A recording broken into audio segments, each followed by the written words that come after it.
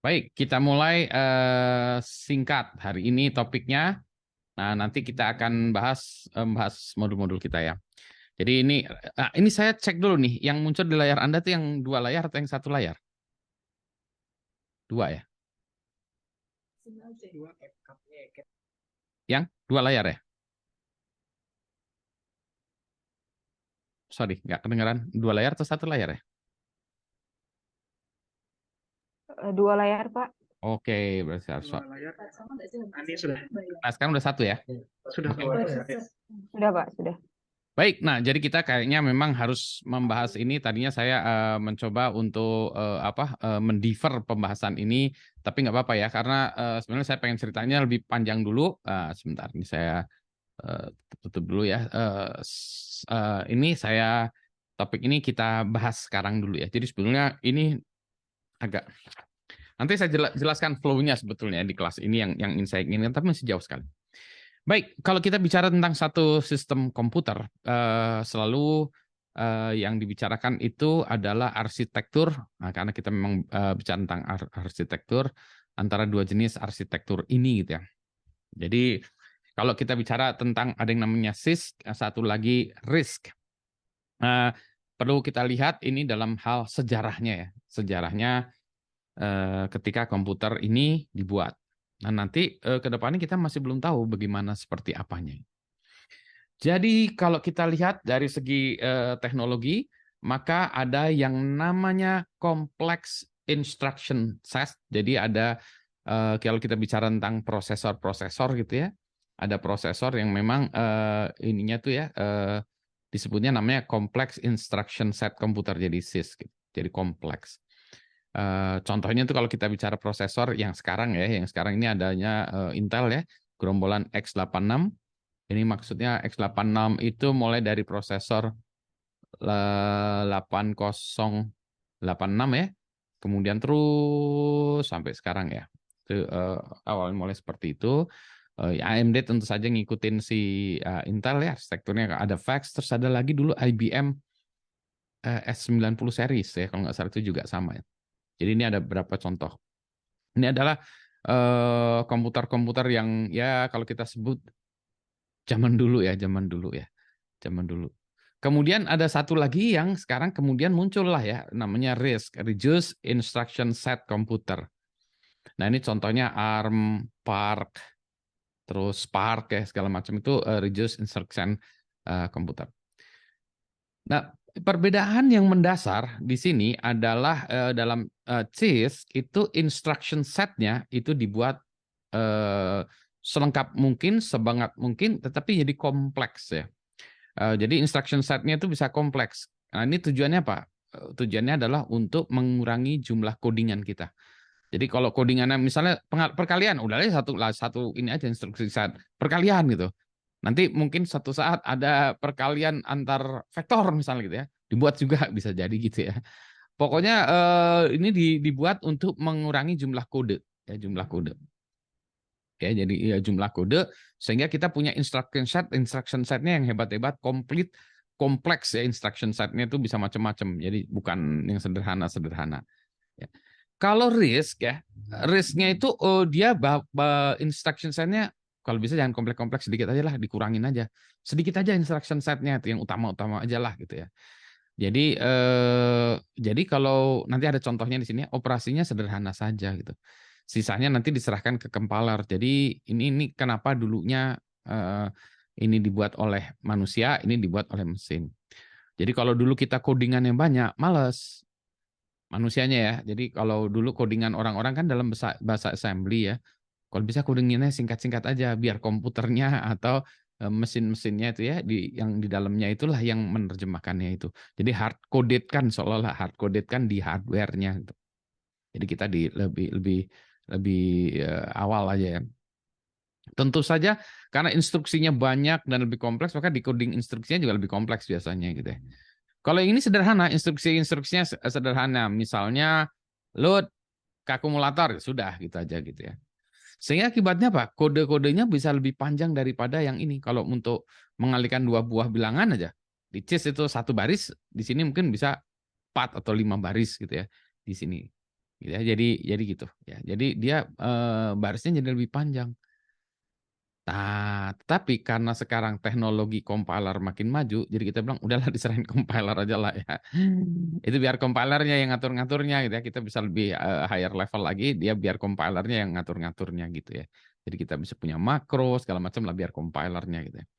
Jadi kode misalnya lebih panjang, tapi masing-masing instruksinya lebih cepat. Jadi karena kalau ini kompleks instructionnya, jadi satu instruksi itu ya, satu instruksi misalnya dia 10 cycle gitu ya, 10 cycle. Kalau ini satu instruksi satu clock cycle gitu ya. Jadi ya ini lebih cepat ya biasanya ya. Sehingga yang ini adalah simple sederhana, yang ini kompleks tapi codingannya menjadi lebih mudah dari segi assembly. Nah, contoh yang sering dipakai itu yang ini, sebentar ya, saya tunjukkan contohnya. Nah, contoh yang selalu dipakai itu adalah mengalihkan dua buah bilangan ya. Jadi contohnya kalau saya ingin mengalihkan dua buah bilangan, ini misalnya kalau saya punya memori, sebentar saya geser dulu ini. Saya misalnya punya memori ya, memorinya saya gambarkan gitu ya. Ya. Misalnya address 1 ya di sini. Sini ada address 2. Gitu ya. Saya mau mengalihkan ini dikali ini gitu ya. Nah, kalau di dalam prosesor CISC itu saya bisa lakukan dengan satu perintah ini ya. Tuh perintahin aja. Multiply apa yang ada di konten di address 1 dengan address 2, hasilnya nanti ditaruh di address 1 lagi. Gitu ya. Dengan satu perintahin aja selesai gitu ya. Nah, kalau ini enggak. Yang pertama dia karena operasinya itu hanya berlaku di register ya. Jadi register. Jadi pertama load dulu apa yang ada di dalam address 1 ke register A ya. Jadi load dulu ini ke register A gitu ya. Terus load apa yang di oh salah nih, load B ini address 2 nih, harusnya salah nih. Ini address 2 ya. Saya edit dulu nih. Ntar ini saya address dulu ya. Ya ini address 2 ya. Nah, ya. Jadi untuk yang sama load dari address 1 yang 1 ya. Ya, ini jadi address 1 masukin ke A, address 2 masukin ke B, baru kita misalnya kalikan itu misalnya kalau di sini multiplication, kalau ini produk ya misalnya produk perkalian ya, perkalian A dikali B misalnya gitu ya. Jadi yang instruksinya ini A kali B, hasilnya di taruh di A lagi ya. Setelah itu baru dari A dimasukin ke address 1 lagi. Nah, instruksi yang ini hanya satu baris, ini menjadi 1, 2, 3, 4 ya. Jadi 4 baris itu ngodingannya gitu. Nah, ini yang membedakan RISC dengan ini. Cuma, nah ada cumanya. Misal di sini ini adalah 10 cycle, 10 clock cycle ya. Yang ini masing-masing misalnya 1 clock cycle. Jadi artinya 1, 2, 3, 4. Jadi total dia 4 clock cycle gitu. Nah, jadi kalau dilihat dari sini dia relatively lebih cepat daripada si CISC ini. Gitu. Jadi RISC itu biasanya lebih cepat tuh karena gini, ya. Tapi kalau cara codingan, wah ribet banget codingannya gini. Jadi kalau ini kan lebih sederhana, multiplikasi ya. Jadi di kepala kita langsung kaliin address 1 dengan address 2, hasilnya taruh di address 1. Nah, dengan CISC itu udah kebayang gitu ya. Tapi kan kalau kita buatnya di higher level lagi ya, yang ini kan yang melakukan ini kan si compiler ya. Kalau sekarang ya karena compiler sudah bisa lebih bagus, Pak. Jadi kita bilang, serahin aja ke compiler biar dia yang melakukannya, jangan kita gitu kan ya. Jadi mau dia lebih panjang 4 baris kayak 5 baris, biarin aja gitu kan ya. Ya, jadi gitu. Jadi sekarang itulah sebabnya kenapa RISC sekarang menjadi lebih populer. Ada pertanyaan tentang hal ini? Kalau tidak ada, jempol. Mau nanya Pak Budi. Silakan. Kalau misalnya di instruction set yang baru, kayak AVX segala macam, itu kan banyak instruction yang berbasis kayak kita pengen memasukkan 8 integer pada saat bersamaan di satu width yang sama gitu ya kan. Karena width-nya lebih banyak bit yang bisa di ini kan. Nah, kalau di RISC, apakah itu berarti dia bakal ada beberapa variasi register dengan ukuran beda-beda, atau sama-sama jenis load-nya sama, atau bakal ada kayak 3 jenis load tergantung jenis register yang pengen kita masukkan? Ya, nah kalau di RISC tadi ya kan kita ada seperti itu ya. Di CIS itu mungkin kalau CIS ada ya yang seperti itu, mungkin dia instruksinya bisa beda-beda nih.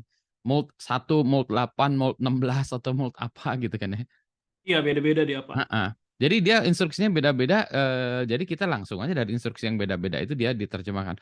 Kalau yang RISC enggak, berarti kita harus tadi ini kan lakunya satu, di load satu. Bisa seperti itu gitu ya. Jadi dia bakal nge-offset berdasarkan ukuran atau gimana, Pak? Kalau misalnya, kalau kayak kita pengen mengimplementasikan instruksi kayak AVX, jadi dia 128 bit, 2 pangkat ini, terus ada kayak yang 32 bit, jadi ada 4 ya. Jadi 4 integer gitu ya kan, pengen hitung pada saat bersamaan.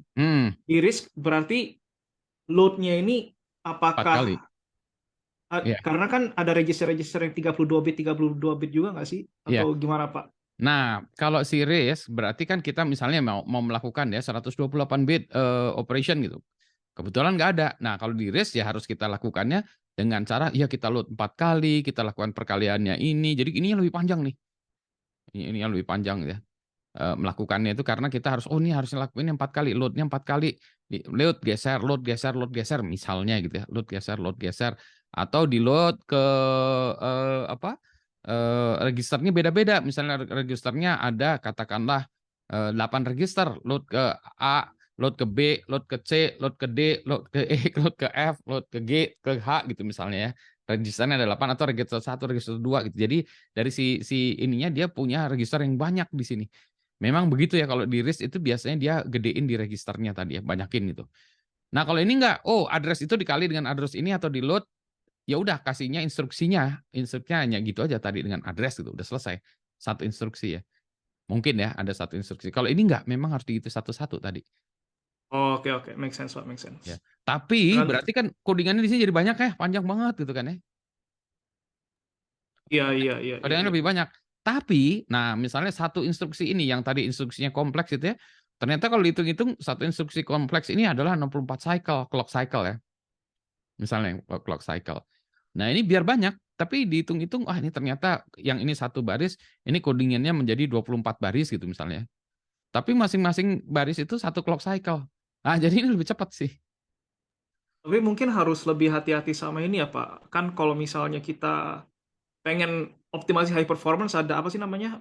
Instruction width-nya kan kalau nggak salah. Yeah. Jadi kita programnya itu kan hanya bisa mengirim maksimum berapa byte instruction tergantung dari width-nya gitu. Di RISC mungkin itu bakal lebih terbatas dibandingin CISC mungkin ya, Pak. Iya. Tapi akal-akalan kita main situ ya tadi optimasi segala macam itu bisa dilakukan di compiler kan ya. Si compilernya lebih cerdas misalnya, wah saya ingin melakukan 4 ini. Si compiler bilang, saya udah biasa kayak gitu nih, ada makronya untuk melakukan itu, dia lakukan seperti itu ya. Misalnya tadi dia cuma mau mengalihkan kali 2. Kalau kali 2 sih ini gimana kalau dia ada geser kiri aja gitu ya atau apapun ya. Di sininya itu yang sudah jadi urusannya kayak gitu-gitu tadi optimizernya urusan compiler aja lah gitu ya. Oh iya benar. Oke. Jadi kita ngandalin si softwarenya ini karena dia hanya bisa gini-gini aja. Tapi nggak apa-apa Pak. Compilernya dia lebih pintar ngurut-ngurutin ini. Bahwa ini nanti mau 24 baris, ini mau 1 baris ya. Kalau sekarang nggak isu lagi sih, karena kita udah ada compiler yang menjebakkan ini ke sininya gitu. Gitu. Jadi kalau RISC itu alasannya itu seperti itu gitu. Nah, dulu compiler itu sangat terbatas gitu ya. Jadi orang-orang masih banyak yang melakukan assembly, masih banyak ya melakukan assembly. Sehingga kalau disuruh coding 1 baris atau 24 baris, ya mending 1 baris dong, Pak. Kan ya, males banget saya, Pak, ngisi codingan ini. Belum lagi nanti 24 baris nih error prone lagi kan di tengah jalan. Ngantuk kayak tadi saya ya. Address-nya ini jadi address 1 gitu kan ya. Kalau ini kan cepet ya langsung kelihatan. Kalau ini kan ngantuk misalnya address-nya ada 8, kemungkinan ngantuk juga bisa gitu kan ya. Kalau dulu ya. Dulu yang mana kalau ini saya harus codingkan manual, ini harus codingkan manual, maka insentifnya itu nggak menarik bagi programmer yang melakukan gini. Gitu. Jadi karena teknologi compiler makin hebat ya gitu. Yang kedua ya itu tadi dia si RISC ini biasanya digedein atau dibanyakin di register-registernya. Banyakin aja registernya karena dioperasinya di register biasanya banyakin registernya. Ya. Dia invest more di register di dalam memori. Di dalam apa namanya prosesornya. Gitu. Ada lagi. Jadi inti sederhananya itu ya. Nah, sehingga sekarang banyak orang yang lebih cenderung ke RISC. Tapi kita nggak tahu ya. Selalu kan teknologi itu kayak pendulum ya. Nanti CISC lagi, RISC lagi, ini lagi gitu. Terus nanti misalnya lagi, oh Pak kan ada lagi Pak. Nanti suatu saat ada lagi yang lebih hebat lagi yang dia juga bisa melakukannya dengan seperti itu. Jadi dia misalnya satu baris nih 64 cycle. Tapi dia juga bisa tahu, oh kalau saya mau ngaliin dua bilangan ini, saya kan juga bisa ngakalin kayak gini juga kan gitu ya. Ya kalau kayak gitu juga. Sehingga dia akhirnya menjadi clock cycle-nya menjadi lebih kecil. Misalnya dari 64 diturunkan menjadi tinggal 30 clock cycle. Ya ini 24, ya ini 30 lumayan lah ya, nggak jauh-jauh banget misalnya gitu. Atau misalnya ini 24 clock cycle, yang ini 25 clock cycle. Dari segi codingannya lebih sederhana, ini 25 clock cycle nggak apa-apa juga lah ya. Misalnya. Dan suatu saat nanti ke depan lagi kita belum tahu nih ya, apakah ada apa sih namanya arsitektur baru lagi ya. Nah ini lagi-lagi ya kalau kita bicara ini kan semuanya ini arsitektur untuk sistem sekarang yang clock based ya. Nanti kita lihat yang clockless kita belum tahu harusnya ke depannya seperti apa. Nah, sekarang baru kita bicara tadi ya. Sebetulnya kalau kita bicara performance, orang-orang kan tadi ya salah satu arsitektur tuh tujuannya adalah meningkatkan kinerja satunya gitu. Tapi juga dua bisa juga arsitektur bukan untuk kinerja, clean arsitekturnya jelas, mudah dilihat gitu ya. Bayangkan kalau tadi ya, ini saya clear dulu ya, misalnya clear dulu ya. Ini instruksinya kebetulan kasusnya sederhana ya. Kalau kita lihat ya, kan kalau kita lihat yang ini kelihatan banget ya. Operasinya apa? Ini mengalihkan dua belah bilangan, hasilnya taruh di sini. Nah, ini kita lagi mikir dulu nih kan ya. Sebentar. Kalau ini kan kita mikir dulu ini sebenarnya apa sih kerjaannya? Oh, ya oke, key-nya di sini ya. Oh, ini sebenarnya mengalihkan dua buah bilangan juga. Di address 1, address 2, hasilnya taruh di address 1. Oh iya. Ini itu kan sama ya equivalent gitu ya sebetulnya. Ya, jadi oh iya. Nah, kalau kita bicara tentang readability tentu saja yang ini yang lebih menang ya. Jadi tergantung arsitektur itu kita mau apa itu kan ya. Bisa soal manajemen, manageability, kode kan begitu ya. Bukan tidak semuanya harus performance kan ya. Jadi kalau kita performance mungkin di sini menang, tapi readability di sini menang ya. Gitu ya. Jadi inilah kondisinya ya. Ada lagi yang ya. Jadi kalau kita lihat ya, berarti jumlah instruksinya gitu kan ya. Dikali misalnya kita satu punya program ya. Execution time dari total execution time kan berarti jumlah instruksinya dikali jumlah cycle per instruksi dan time per cycle. Tentu saja instruksinya kadang tidak sama ya. Instruksi misalnya tadi, misalnya di CISC juga mungkin ada juga ya load X misalnya gitu ya. Dia satu cycle juga Pak gitu ya, cycle juga satu clock cycle juga gitu kan ya. Kalau dia multiplication mungkin memang dia tadi 10 clock cycle gitu. Ya, misalnya gitu ya, misalnya kayak gini kita lihat. Oh iya betul.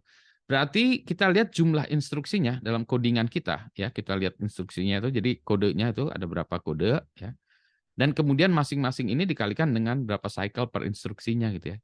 Misalnya ini oh ini 10 clock cycle, ini 1, ini 8, ini 2 itu habis itu kita jumlahkan ya. Ya. Berapa clock cycle? Ya. Biasanya kita ngelihatnya berdasarkan berapa clocknya ya. Kemudian nanti kita lihat ya sebetulnya realitinya clock cycle-nya itu berapa ya misalnya ya. Ini baru kita lihat fisiknya gitu ya. Misalnya satu clock cycle, oh ini clock-nya berapa kecepatannya ya, ada time-nya misalnya 1 GHz ya berarti kita tinggal konversikan ini F-nya berarti time-nya 1 per ini gitu kan ya. Jadi 1 per 1 giga ya ini time-nya cuma segitu gitu ya. Jadi kalau misalnya ini ya tinggal dihitung aja. Ya, misalnya ternyata tadi ada cara satu adalah 202 clock cycle, oke. tinggal dikaliin aja. Ya, berarti waktunya adalah seperti itu. Nah, tadi ya si CIS jumlah instruksinya lebih sedikit ya karena barisnya lebih sedikit. Tapi cycle per instruksinya dia gede-gede ya, banyak yang besar ya. Nah, terus kalau ya ini cuma ininya. Kalau ininya ya tentang clock speed-nya kan sama aja ya, mau CIS atau RISC ya tergantung dari teknologi yang digunakannya ya sebetulnya. Misalnya ini clock-nya bergantung ya, misalnya sama 1 GHz, ya dua-duanya 1 GHz. Jadinya ini sama ya. Tinggal dua ini aja ya.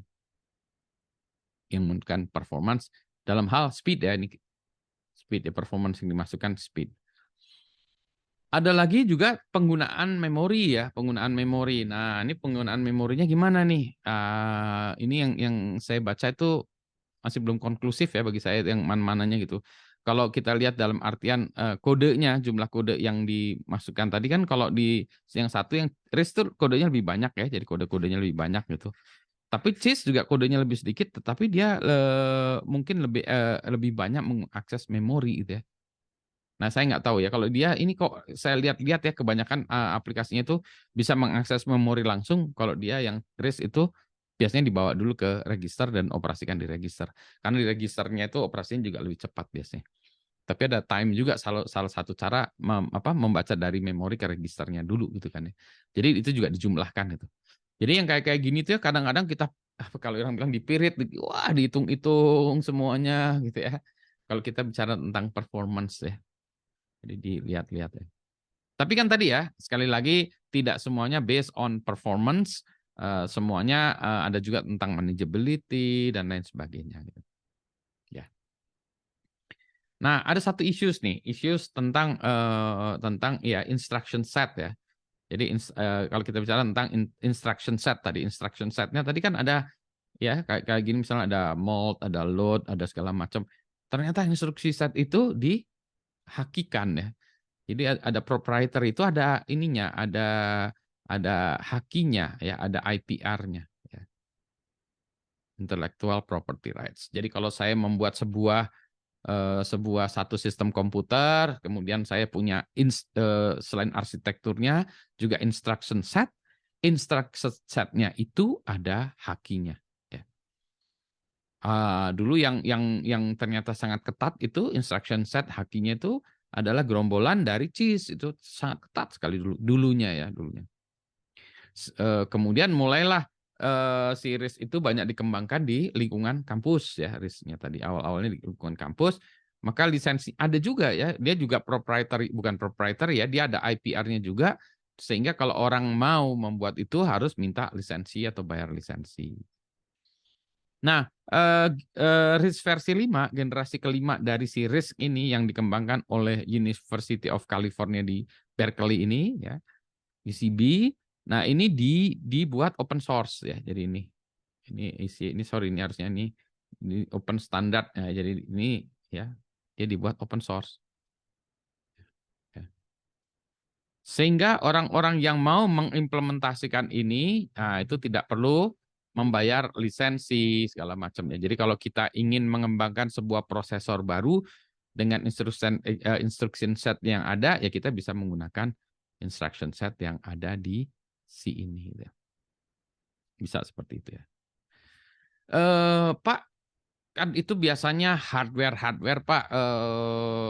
Saya kan jarang ya orang yang membuat prosesor dalam bentuk hardware. Oh enggak juga ya, kalau kita bicara tentang virtual machine ya, VM virtual machine ini juga kan kita seolah-olah punya sebuah prosesor ya, sebuah prosesor virtual, prosesor kita ya, prosesor. Nah dengan prosesornya apa gitu ya, dengan instruction setnya dia punya instruction setnya ada di situ gitu ya. Sebagai contoh, kalau kita punya Java virtual machine kan ya, kita seolah-olah kita punya prosesor Java ya, punya prosesor Java dengan instruction setnya ada ya, jadi ada instruction setnya. Sehingga yang kita lakukan adalah kalau kita menjalankan itu adalah kita membuat dari bahasa Java yang high level ya, level ini kita konversikan, kita compile ke dalam machine code-nya yang diinikan si Java Virtual Machine ini kan ya. Jadi kita ke opcode-nya ini juga ya, opcode-nya Java Virtual Machine. Seolah-olah kita punya prosesor Java gitu ya. gitu. Jadi gitu ya, si virtual machine ini. Nah, kemudian ini di run di atas host kita ya prosesor beneran ya. Beneran ya. Misalnya mau pakai x86 lah atau ARM lah atau apapun ya. Nah, jadi kita punya quote unquote prosesor gitu.